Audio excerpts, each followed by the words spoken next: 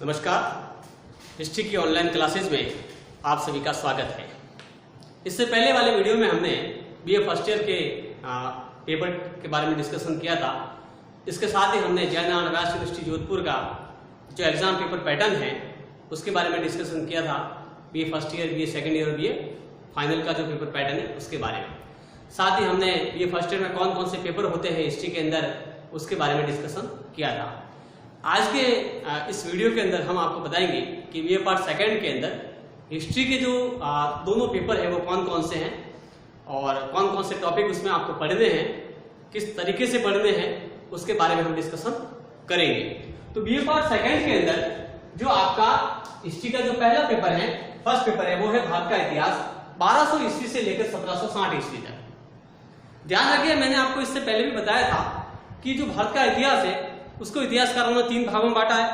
पहला आपका प्राचीन भारत है जिसको हम फर्स्ट ईयर में पढ़ते हैं। दूसरा आपका मध्यकालीन भारत है जो आपका ये सेकेंड ईयर में पढ़ा जाता है। और तीसरा जो आधुनिक भारत है वो थर्ड ईयर में पढ़ा जाता है।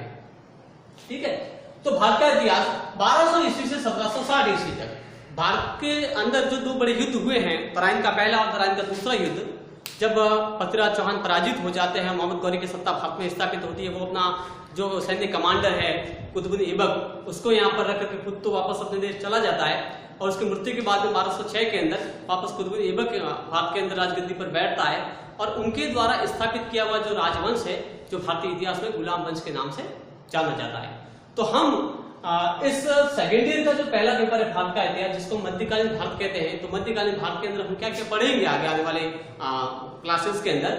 तो जैसे कि कुतुबुद्दीन ऐबक के बारे में पढ़ना है, लेकिन इससे पहले जिस तरह से हमने फर्स्ट ईयर के अंदर जो हिस्ट्री पर फर्स्ट ईयर की हम हिस्ट्री पढ़ते हैं उसमें पहला जो टॉपिक आता है वो है प्राचीन भारत के इतिहास को जानने के स्रोत। ठीक वैसे यहाँ पर भी एक आपका टॉपिक है जिसमें कि आपको मध्यकालीन भारतीय इतिहास को जानने के स्रोत कौन कौन से, यानी मध्यकालीन भारत का इतिहास जो इतिहासकारों ने लिखा है, तो पूरे इतिहास को लिखने में या इतिहास में जो घटनाएं घटित हुई है मध्यकाल के अंदर उनकी जानकारी हमें किन किन स्रोतों से मिलती है।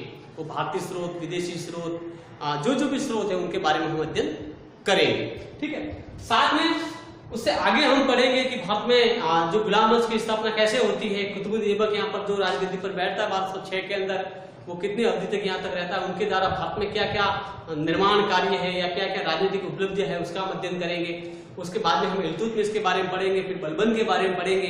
बलबन के बारे में हम सभी जानते हैं, उसकी जो ब्लड एंड आयरन पॉलिसी थी उसके लिए वो ज्यादा जाना जाता है। ठीक है, और उसके बाद में हम जैसे कि जो राजवंश है, भले वो आपके खिलजी वंश हो, सैयद वंश हो, लोधी वंश हो, फिर मुगल आए भारत के अंदर।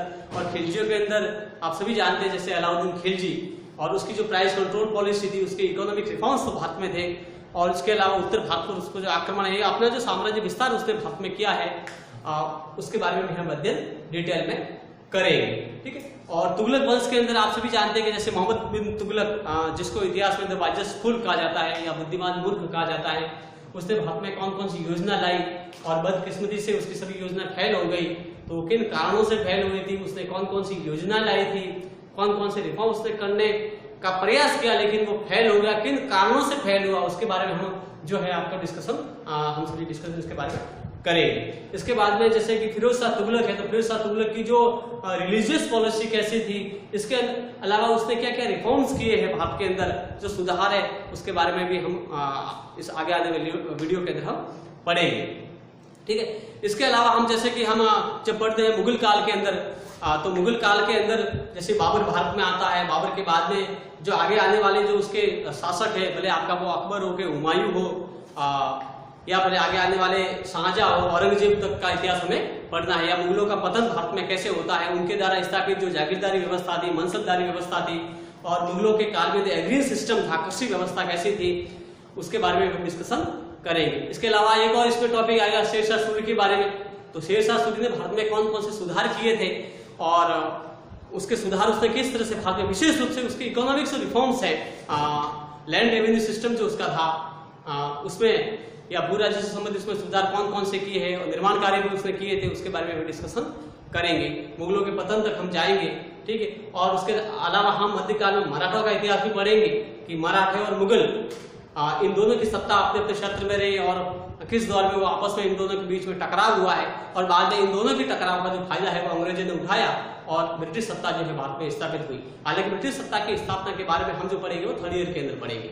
सेकेंड ईयर में यद्यपि ब्रिटिशर्स जो है वो भारत में आ जाते हैं, ठीक है, और हमारे आपसी फूट का जो फायदा है वो लोग उठाते हैं और किस तरह से वो अपनी जो पूरा जो आर्थिक साम्राज्य है वो भारत में स्थापित करते हैं और फिर आर्थिक साम्राज्य से वो राजनीतिक सफर अपना जो है वो आरंभ करते हैं। तो ये सब डिस्कशन जो है हम इस मध्यकालीन भारत के अंदर करेंगे। यानी भारत में जब अंग्रेज आए तो उससे पहले भारत की जो परिस्थिति थी, किन घटनाओं ने उनको यहाँ आने के लिए प्रेरित किया, इसके अलावा भी मध्यकाल में जो बाहरी आक्रमण हुए हैं उन आक्रमण के बारे में भी हम डिस्कशन करेंगे पूरे पेपर के अंदर, ठीक है।